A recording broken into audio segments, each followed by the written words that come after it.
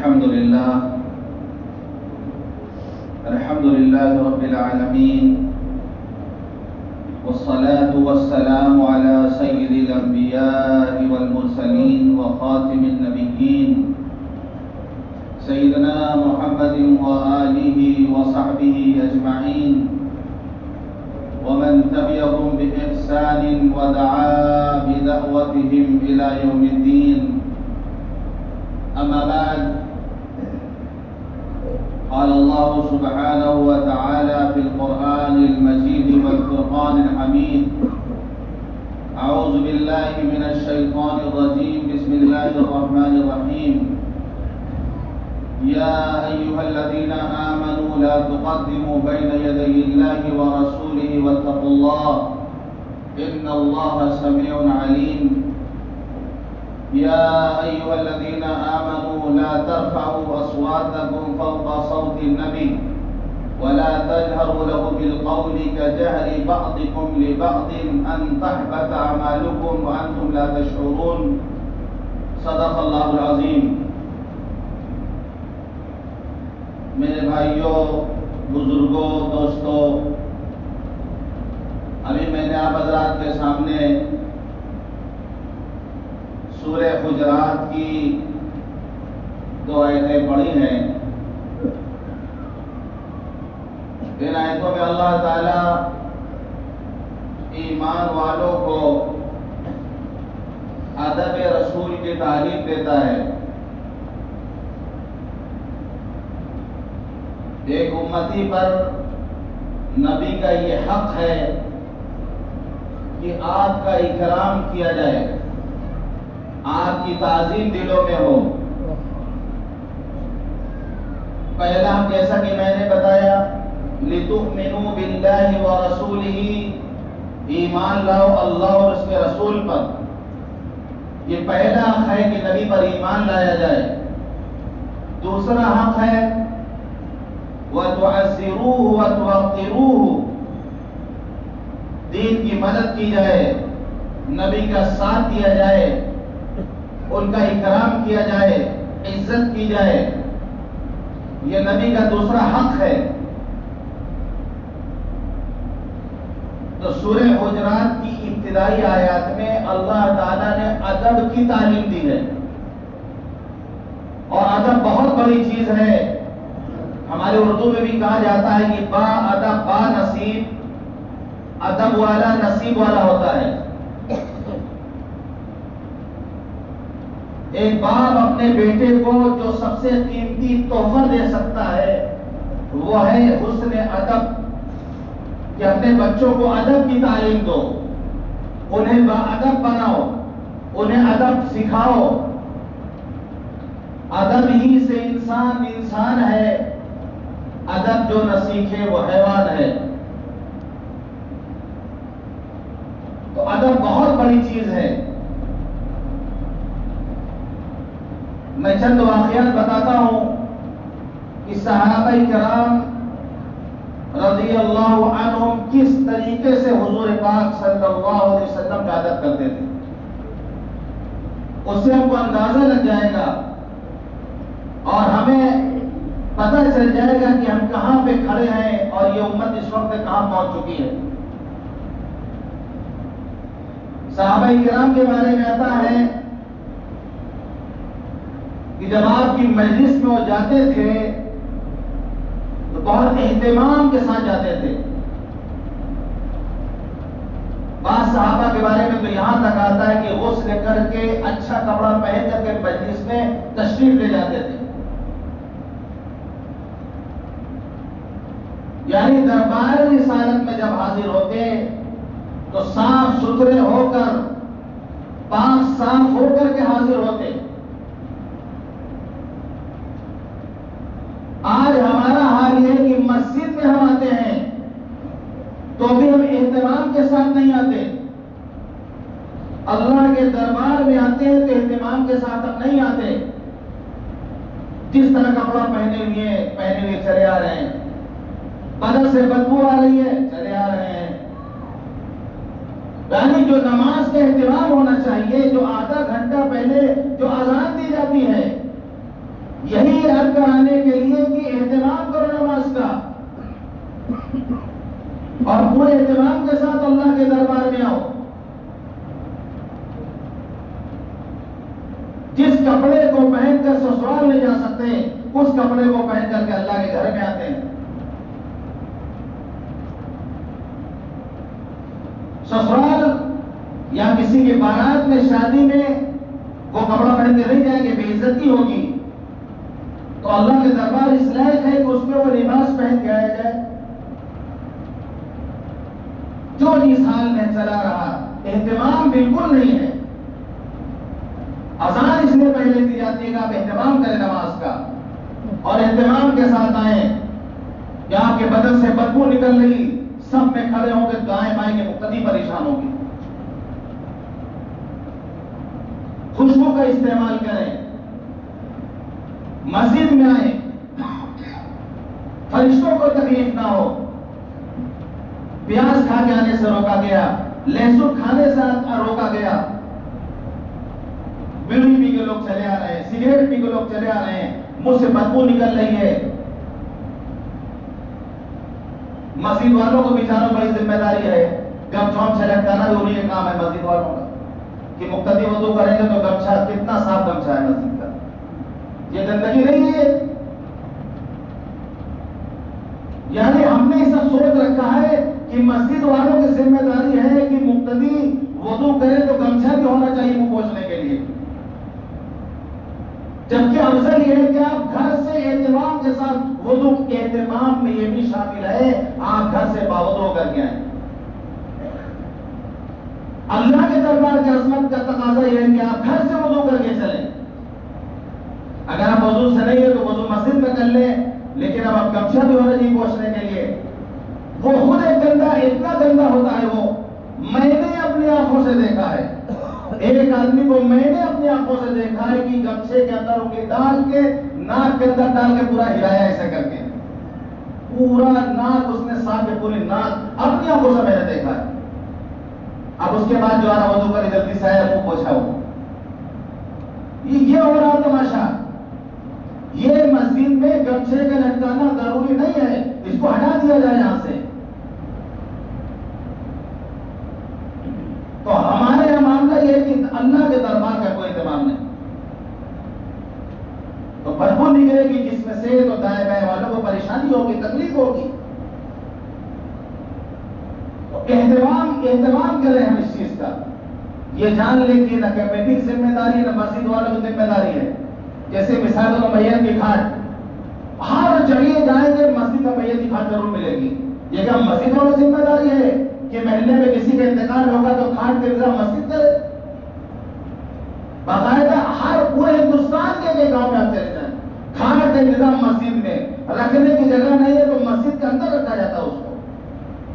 یہ مسجد والوں کی ذمہ داری بالکل بھی نہیں ہے، محلے والوں کی ذمہ داری ہے. یہ وہ کہیں رکھے لے جا کے سوسائٹی بنائے. مسجد کی ذمہ داری نہیں ہے کہ میت کو غسل دینے کے لیے تختے کا انتظام کریں یا چارپائی کا انتظام کریں. یہ ان کی ذمہ داری نہیں ہے.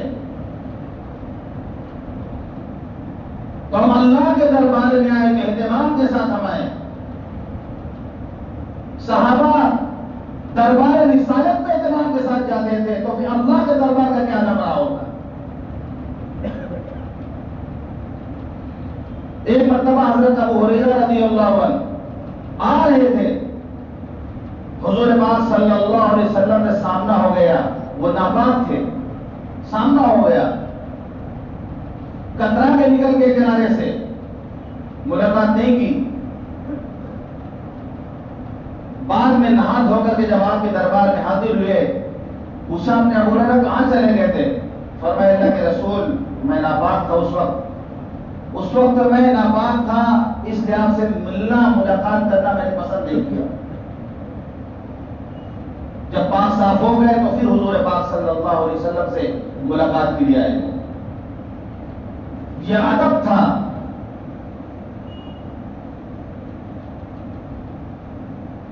اسی طریقے سے صحابہ کرام کا معاملہ یہ تھا. ایک بات اور بتا دیں کہ ہمارے ہندوستان میں بر صغیر میں نام کے آگے پیچھے احمد اور محمد لگایا جاتا ہے. اگر جو ہے 3 نام ہو تو سمجھ لو کہ دربھنگہ کا ہے وہ. محمد، اختر، حسین، اگر 3 نام رکھے ہیں تو سمجھ لے دربھنگہ کا ہوگا. تجربے پر بتا رہا ہوں میں. ایک نام کافی، اختر نام آپ نے رکھ دیا. عرب محمد نہیں لگاتے شروع میں، یہ میں مذاق کر رہا ہوں اسی دربھنگہ کا نام لے کر کے. عرب جو ہے نام کے شروع میں محمد احمد یہ نہیں لگاتے، ان کا نام ایسا نہیں ہوتا. یہ نام کے شروع اور آخر میں احمد اور محمد لگانا صرف ہندوستان، پاکستان، بنگلہ دیش، یہ جو بر صغیر کے ممالک ہیں یہاں پر رواج ہے. آپ صحابہ کا نام پہچانیے، محمد نام نہیں لگا ہوگا کسی کے نام کے آگے.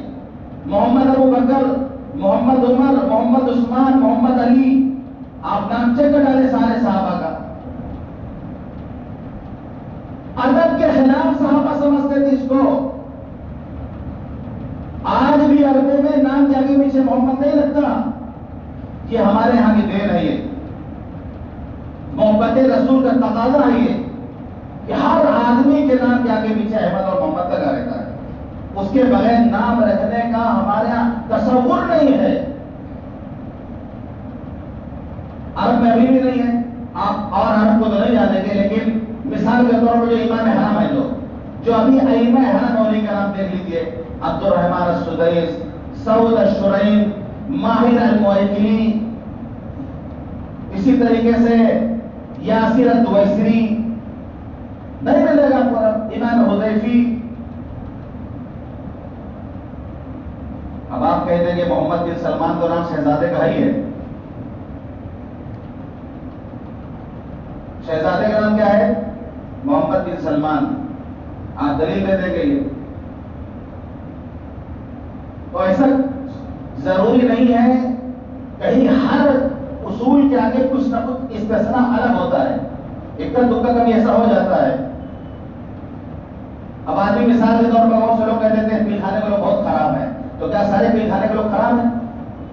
دو چار تو اچھے ہیں نا بیچارے یہاں پر. ایک مثال دے دیتا ہے اس طریقے کی.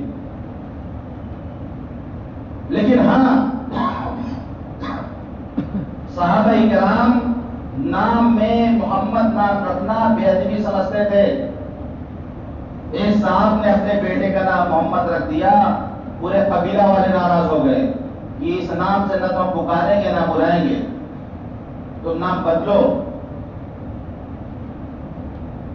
وہ صاحب حضور پاک صلی اللہ علیہ وسلم کے پاس تشریف لے گئے. اللہ کے رسول، میں نے بیٹے کا نام محمد رکھا ہے، لوگ منع کر رہے ہیں. آپ نے اجازت دے دی. آپ نے اجازت دے دی کہ میرے نام پہ نام رکھا جا سکتا ہے. یعنی محمد، خالی محمد، یہ تو نام جا کے پیچھے آنے لگتا ہے. یعنی کسی کا نام ہی محمد خالی ہو، محمد، محمد نام سے اس کو بلائیں. جیسے عربوں میں جس کو نہیں پہچانتے ہیں آج بھی وہ محمد کے نام سے بلاتے ہیں. آپ کو نہیں پہچانیں گے، محمد محمد محمد کہہ کے بلاتے ہیں عرب لوگ آج بھی. جس کو نہیں پہچانیں گے اس کو محمد بلائیں گے. تو خالی محمد نام رکھے آدمی. ایسے اب نام لوگ رکھتے ہیں، بہت لوگ ہیں جو کہ محمد نام رکھتے ہیں. بہرحال حضور پاک صلی اللہ علیہ وسلم نے پھر اجازت دے دی ہے. اب ہمارے لیے جائز ہے کہ ہم آگے پیچھے بھی محمد لگائیں یا جو ہے کسی کا جو ہے نام محمد نام رکھ دیں. یہ طریقہ غلط نہیں ہے. لیکن صحابہ کا معاملہ یہ تھا کہ وہ ادب کی وجہ سے اس کو اچھا نہیں سمجھتے تھے. مثال کے طور پر حضرت عمر فاروق رضی اللہ عنہ نے دیکھا کہ ایک شخص جس کا نام محمد تھا اس کو ایک آدمی گالی بک رہا. کوئی بات ہو گئی آپس میں، گالی بک رہا. حضرت عمر رضی اللہ عنہ نے فرمایا کہ آج تمہاری وجہ سے نام محمد کو گالی بکی جا رہی ہے. آج کے بعد سے تمہیں اس نام سے نہیں پکارا جائے گا. تمہیں اس نام سے نہیں پکارا جائے گا. اسی وقت اس کا نام بدل کر عبد الرحمن نام رکھا. یعنی اگر ہمارے نام کے آگے پیچھے محمد لگا ہے تو ہم اس نام کا لحاظ کریں، ایسا کوئی کام نہ کریں کہ کوئی ہمیں گالی دے. اور اگر ہم گالی بکنے والے ہیں تو ہمیں لحاظ ہونا چاہیے کہ اس کے نام کے آگے محمد لگا، جسے گالی نہیں بکیں گے. صاف کہہ دیا حضرت عمر نے کہ تمہاری وجہ سے آج نام محمد کو گالی دی جا رہی ہے. آج کے بعد سے تم اس نام سے نہیں کہلاؤ گے، اسی وقت نام بدل کر کے عبد الرحمن رکھا اور کہلایا اس قبیلے میں کہ جس کا نام بھی محمد ہو وہ نام بدل ڈالے. پورے قبیلے میں تلاش کیا گیا، 7 آدمی نکلے جن کا نام محمد تھا. فرمایا سب کا نام بدلو. ان لوگوں نے خود کہا کہ ہمارا نام حضور پاک صلی اللہ علیہ وسلم نے خود نام محمد رکھا ہے، خود حضور نے ہمارا نام رکھا ہے. پھر حضرت عمر رضی اللہ عنہ خاموش ہو گئے. یہ بھی ادب کا تقاضا کہ جب نبی نے نام رکھ دیا تو حکومت کی کیا مجال کی بات کرے تھے. خلاصہ یہ ہے کہ ہم ضروری نہ سمجھیں نام کے آگے پیچھے محمد اور احمد لگانا، یہ ضروری نہ سمجھیں. نمبر 2، اگر ہمارے نام کے آگے محمد لگتا ہے تو ہم ایسا کوئی کام نہ کریں کوئی ہمیں گالی بکے. نمبر 3، کسی سے لڑائی جھگڑا ہو، اس کا نام اگر محمد ہے، لگتا ہے اس کے نام کے آگے تو اس کو گالی نہ بکے، گالی نہ بکے. تو یہ صحابہ کا ادب تھا.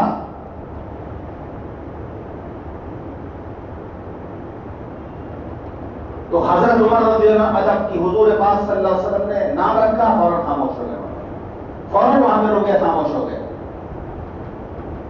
اسی طریقے سے ایک مرتبہ جہاں مسجد قباء ہے وہاں آبادی تھی، بستی تھی، قباء کی بستی تھی، وہاں آپس میں کچھ جھگڑا ہو گیا. حضور پاک صلی اللہ علیہ وسلم چلے گئے سمجھانے کے لیے، صلح کرانے کے لیے. کافی تاخیر ہو گئی، نماز کا وقت ہو گیا. آپس میں اگر مسلمان لڑ جائیں، صلح کرانا اتنا اہم اور ضروری ہے کہ نبی صلح کرانے میں لگے ہوئے اور نماز کا وقت ہو گیا اور ہم صلح کرا رہے ہیں. وہاں پر کچھ پتھرا ہو گیا تھا، آپس میں پتھر چل گیا تھا، کچھ جھگڑا ہو گیا تھا. واپس آنے میں، مدینے آنے میں، مسجد نبی آنے میں تاخیر ہوئی. آپ مشغول تھے صلح کرانے میں. حضرت بلال آئے حضرت صدیق اکبر کے پاس کہ حضور پاک صلی اللہ علیہ وسلم قباء کا لیے ہے، آنے میں تاخیر ہو گئی ہے، آپ نماز پڑھا دیں. تو صدیق اکبر مصلی پہ کھڑے ہو گئے نماز پڑھانے کے لیے. نماز ہو رہی تھی کہ حضور پاک صلی اللہ علیہ وسلم تشریف لے آئے. جب آپ آ گئے تو صحابہ کرام تالیاں بجانے لگے، پیچھے سب سے تالی بجانے لگے، امام کو متوجہ کرنے کے لیے تالی بجانے لگے. جب زیادہ تالی بجنے لگی، صدیق اکبر متوجہ دیکھا کہ حضور پاک صلی اللہ علیہ وسلم تشریف رکھتے ہیں، جماعت میں آگے کھڑے ہو گئے. پیچھے ہٹنا چاہا صدیق اکبر نے، حضور صلی اللہ علیہ وسلم نے روکا کہ انہیں نماز پڑھاؤ. پھر بھی وہ پیچھے ہٹ گئے اور حضور پاک صلی اللہ علیہ وسلم نے نماز مکمل کی. بعد میں آپ نے پوچھا صدیق اکبر سے کہ جب میں کہہ رہا تھا تمہیں نماز پڑھا تو پڑھا لیتے. تو صدیق اکبر کو اس بات سے تو خوشی تھی کہ حضور پاک صلی اللہ علیہ وسلم کو نماز پسند آئی. حضرت صدیق اکبر کی نماز پسند آئی. پھر فرمایا کہ صدیق کی کیا مجال کہ نبی کے آگے بڑھ جائے. وہ صدیق کی کیا مجال ہے کہ نبی سے آگے بڑھ جائے. یہ ادب تھا صحابہ کرام کا.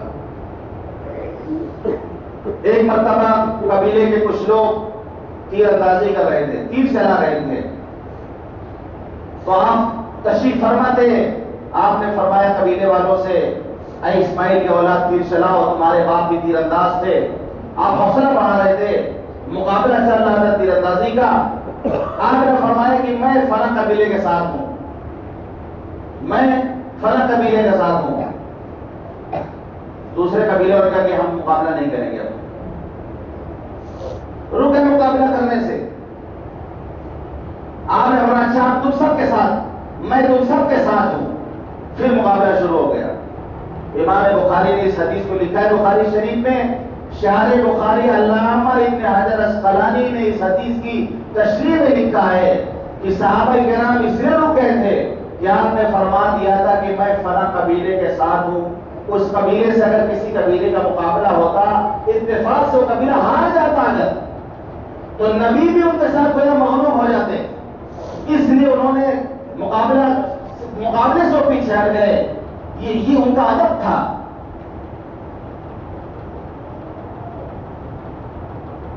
جب حضور پاک صلی اللہ علیہ وسلم ہجرت فرما کر مدینہ منورہ تشریف لے گئے، سب لوگ جانتے ہیں کہ حضرت ابو ایوب انصاری رضی اللہ عنہ کے مکان میں آپ نے قیام کیا، سب جانتے ہیں. حضرت ابو ایوب انصاری رضی اللہ عنہ مکان 2 منزلہ تھا، 2 منزلہ مکان تھا. حضور پاک صلی اللہ علیہ وسلم نیچے آپ نے قیام کیا، حضرت ابو ایوب انصاری اوپر اپنے بال بچوں کے ساتھ ٹھہر گئے. ان کا جو مکان کا بتایا جاتا ہے گنبد خضرا ادھر ہے، قبلے جس سے اور آگے بڑھیں گے وہاں وضو خانہ بنا ہوا ہے، وہاں پر وہی بتایا جاتا ہے وہیں کے دائیں بائیں کہیں ان کا مکان تھا، تو نام و نشان نہیں ہے وہاں پر. بہرحال گنبد خضرا کے سامنے میں ان کا مکان تھا. رات میں لیٹے ہوئے تھے حضرت ابو ایوب انصاری. اچانک خیال آیا کہ حضور صلی اللہ علیہ وسلم نیچے لیٹے ہوئے ہیں اور اوپر لیٹے ہوئے، یہ تو بہت تیزی ہے. فوراً بیدار ہوئے، گھر والوں کو جگا کر کے کسی طرح رات گزاری کونے میں بیٹھ کر. چلے پھرے نہیں پھر کہ کہیں چلے پھریں گے تو حضور پاک صلی اللہ علیہ وسلم اوپر سے گزریں گے. کنارے جا کے بالکل بیٹھ گئے، پوری رات اسی طرح گزاری اور صبح کو آگے درخواست کی کہ اللہ کے رسول آپ اوپر تشریف لے چلے، آپ نیچے رہے اور ہم اوپر رہے، ہم ایسا نہیں کر سکتے ہیں. بہت منت سماجت حضور صلی اللہ علیہ وسلم کوئی حرج نہیں، اوپر رہو، نیچے ملاقات کرنے جو ہے ان کے لیے آسانی ہوگی. فرمایا نہیں اللہ کے رسول ہم سے نہیں ہو پائے گا. پھر آخر حضور پاک صلی اللہ علیہ وسلم اوپر والی منزل میں قیام فرمایا. کتنے دن ان کے گھر میں قیام تھا. یہ انتہا ہے، تب کہ سمجھ لیجیے انتہا ہے. بہت سی باتیں جس کو ہم زبان سے ادا کر دیتے ہیں سوچ بھی نہیں پاتے، لیکن صحابہ کرام وہاں پر بھی خیال رکھتے تھے. مثال کے طور پر بہت سے صحابہ عمر میں حضور پاک صلی اللہ علیہ وسلم سے بڑے تھے، بہت صحابہ ایسے تھے جو عمر میں حضور پاک صلی اللہ علیہ وسلم سے بڑے تھے. ہم سے اگر کوئی سوال کرے کہ جو ہے آپ بڑے ہیں کہ مولانا صاحب بڑے ہیں، تو بولتے ہیں ہم بڑے ہیں، یعنی عمر میں تو بڑے ہیں، ظاہر سی بات ہے. آدمی بتا دے گا نہیں کہ ہاں ہم سے بڑے ہیں، فلاں مولانا بڑے ہیں کہ آپ بڑے ہیں، بولے کہ ہم بڑے ہم سے چھوٹے ہیں، جس کو عمر کا پتہ ہوگا. صحابہ کا معاملہ سن لیجیے. حضرت عثمان رضی اللہ نے ایک صحابی سے سوال کیا آپ بڑے ہیں کہ حضور پاک صلی اللہ علیہ وسلم بڑے ہیں، یعنی عمر میں یہ پوچھنا تھا. جواب دیتے ہیں کہ بڑے تو حضور صلی اللہ علیہ وسلم ہی ہے، البتہ میں آپ سے پہلے پیدا ہو گیا. یہ جواب دیا انہوں نے. بڑے تو حضور صلی اللہ علیہ وسلم ہے، البتہ میں آپ سے پہلے میری پیدائش ہوئی. یہ انتہا ہے ادب کی. یہی ادب اللہ ہمیں سکھا رہا. یا ایھا الذین آمنوا لا تقدموا بین یدی اللہ ورسولہ واتقوا اللہ ان اللہ سمیع علیم. اے ایمان والو اللہ اور اس کے رسول سے آگے نہ بڑھو، اللہ سے ڈرو، بے شک اللہ سننے والا جاننے والا ہے. اللہ کے رسول سے آگے نہ بڑھو، مطلق یہ بات رکھی گئی. ہر قول عمل میں آگے بڑھنے کی کوشش نہ کرو. گفتگو کرنا ہو تو پہلے بات کرنے لگو. نبی اگر موجود ہے دسترخوان پہ آپ سے پہلے کھانا شروع نہ کرو. اگر آپ کہیں چل رہے ہیں تو آگے نہ چلو. تو جو نبی کا حق ہے وہ وارثین انبیاء کا بھی حق ہے، علماء کا بھی حق ہے. ایک مرتبہ حضور پاک صلی اللہ علیہ وسلم نے حضرت ابو الدرداء رضی اللہ عنہ کو دیکھا کہ حضور پاک صلی اللہ علیہ وسلم نے دیکھا کہ صدیق اکبر سے آگے چل رہے ہیں، صدیق اکبر پیچھے، ابو الدرداء آگے چل رہے ہیں. حضور پاک صلی اللہ علیہ وسلم نے ان کو منع کیا کہ صدیق اکبر آگے چلتے ہو. جتنے تمام انسانوں پر جو سورج نکلتا ہے سب سے افضل صدیق اکبر ہیں. انبیاء کے بعد اگر کسی کا مقام و مرتبہ تو صدیق اکبر کا مقام ہے، تم ان سے آگے چلتے ہو. جو نائبین انبیاء ہیں، وارثین انبیاء ہیں، ان کا بھی ادب کا تقاضا یہ ہے کہ ان سے آگے نہ بڑھا جائے. کسی مجلس میں اگر ان کے ساتھ کھانے کا اتفاق ہو تو انتظار کیا جائے کہ وہ شروع کریں تو دوسرے لوگ شروع کریں. کہیں چل رہے ہو تو ان سے آگے نہ چلیں. یہ ادب ہے. آگے اللہ فرماتا ہے یا ایھا الذین آمنوا لا ترفعوا اصواتکم فوق صوت النبی. ایمان والو اپنی آواز کو نبی کی آواز سے زیادہ بلند نہ کرو. جب یہ آیت نازل ہوئی نزول کا سبب یہ بنا کہ ایک مرتبہ کسی مسئلے میں کوئی بحث ہو گئی تھی حضرت ابوبکر اور حضرت عمر رضی اللہ عنہما کی آپس میں, تھوڑا آواز بلند ہو گئی تھی. حضور صلی اللہ علیہ وسلم سے تھوڑا آواز بلند ہو گئی تھی تو آیت نازل ہوئی. اور بھی بہت سے واقعات ہیں اس آیت کے شان نزول میں. تو صدیق اکبر نے آگے کہا اللہ کے رسول آج کے بعد میں آپ سے اس طریقے سے بات کروں گا جیسے کوئی کسی سے سرگوشی کرتا ہے, کان کان میں بات کرتا ہے دھیرے دھیرے, اس طرح میں بات کروں گا. اللہ کا حکم آ گیا ہے. حضرت عمر تو اتنے آہستہ بولنے لگے تھے کہ کبھی کبھی دوبارہ 3 بار پوچھنا پڑتا تھا کہ تم نے کیا کہا ہے. اتنے آہستہ آواز میں حضور صلی اللہ علیہ وسلم سے بات کرتے تھے. ایک صحابی کی آواز بلند تھی, بہت سے لوگ آواز بہت بلند ہوتی ہے, ان کی بلند آواز تھی. وہ اتنا روئے انہوں نے کسی طریقے سے اپنی آواز کو پست کیا, ورنہ بلند آواز میں بات کرنے کی ان کی عادت ہے. تو زندگی اور موت دونوں میں ادب کا تقاضا یہ کہ حضور پاک صلی اللہ علیہ وسلم کی زندگی میں اس طریقے سے منع کیا گیا تھا کہ آپ کے سامنے آواز بلند نہ ہو. اسی طرح وفات کے بعد اگر حاضری ہو وہاں پر حضور پاک صلی اللہ علیہ وسلم کے دربار میں اگر حاضری ہو, صلاۃ و سلام بھی پڑھنا ہو تو آہستہ ہو کر پڑھا جائے, بہت بلند آواز سے نہ پڑھا جائے. کہ حضرت عمر فرماتے ہیں کہ نبی صلی اللہ علیہ وسلم کے سامنے جو یہ ادب کا جو حکم ہے, حیات و ممات دونوں کا یکساں حکم ہے کہ اگر سلام عرض کیے جانے روزے کی جالی کے سامنے جا کر, میں نے دیکھا بہت سے لوگ چلاتے رہتے زور, یہ بے ادبی ہے. یہ ادب کے ساتھ آہستہ ہو کر سلام پڑھا جائے وہاں پر. اسی طریقے سے کسی مجلس میں اگر حدیث پڑھی جائے تو ادب کے ساتھ اس کو سنا جائے. حدیث کی کتابیں جو ہمارے بڑے بزرگان دین تھے وہ حدیث کی کتابوں کو بغیر وضو کے نہیں چھوا کرتے تھے, اتنا اہتمام کرتے تھے کہ وضو کر کے. امام مالک رحمۃ اللہ علیہ کے بارے میں آتا ہے کہ مدینہ منورہ میں مسجد نبی میں بیٹھ کے حدیث کا درس لیا کرتے تھے امام مالک. جب کوئی ان سے آتا دین کی کوئی بات پوچھنے کے لیے تو بتا دیا کرتے تھے, لیکن جب کوئی حدیث کا علم حاصل کرنے آتا, حدیث معلوم کرنے کے لیے آتا, پہلے غسل کرتے, کپڑا پہنتے, خوشبو لگاتے, اس کے بعد آ کر کے پھر حدیث سناتے تھے. حضرت سعید المسیب رحمۃ اللہ علیہ بیمار ہیں, آخر وقت ہے, دنیا سے جانے کا وقت ہے. کسی نے ایک حدیث بولی, فرمایا کہ مجھے اٹھا کے بیٹھاؤ پہلے. یعنی بے ادبی کے میں لیٹ کر نبی کی حدیث بیان کر, اٹھا کے بیٹھاؤ مجھے. جب ان کو اٹھا کے بٹھایا گیا تو حدیث بیان کی اور پھر لٹایا گیا تو ان کا انتقال ہو گیا. حضرت عبداللہ بن مبارک رحمۃ اللہ علیہ جب چلا کرتے تھے کوئی پوچھتا تھا راستے میں حدیث, تو حدیث نہیں بیان کرتے تھے. بے ادبی کہتے تھے کہ راستے چلتے حدیث بیان کی جاتی. یہاں تو ابھی ہوٹل میں بیٹھ حدیث بیان ہو رہی ہے, چوپال میں بیٹھ حدیث بیان ہو رہی ہے, جہاں بیٹھا ہوتا وہاں بیٹھ حدیث بیان ہو رہی ہے, بخاری مسلم کی بات ہو رہی ہے, چوراہے پر بخاری مسلم کی بات ہو رہی ہے, چائے خانے میں بخاری مسلم کی بات ہو رہی ہے, کپڑا کی دکان میں بخاری مسلم کی بات ہو رہی ہے, جہاں دیکھو حدیث کی بات ہو رہی ہے. یہ بے ادب قوم ہے یہ. اور وہ سارے بے ادب لوگ ہیں جو کسی آدمی کو مولانا صاحب ایک مسئلہ پوچھنا ہے, تماشا بنا کے رکھا ہے, راستہ چلتے مولانا صاحب مل گئے تو مسئلہ پوچھنا یاد آیا. اہتمام کے ساتھ ان کے کمرے میں جا کے مسئلہ پوچھیں, آپ اہتمام کے ساتھ جا کے پوچھیں. فتویٰ نہ لگا کہ بہت متکبر مولانا ہے, بہت تکبر والے اپنے مسئلہ پوچھا تو نہیں بتایا. بے ادبی ہے یہ. تو حضور پاک صلی اللہ علیہ وسلم کی حدیث بھی کسی مجلس میں اگر پڑھ کر سنائی جائے تو ادب کا تقاضا ہے کہ بہت خاموشی کے ساتھ, ادب کے ساتھ بیٹھ کے سنیں اس کو. تو ادب بہت بڑی چیز ہے.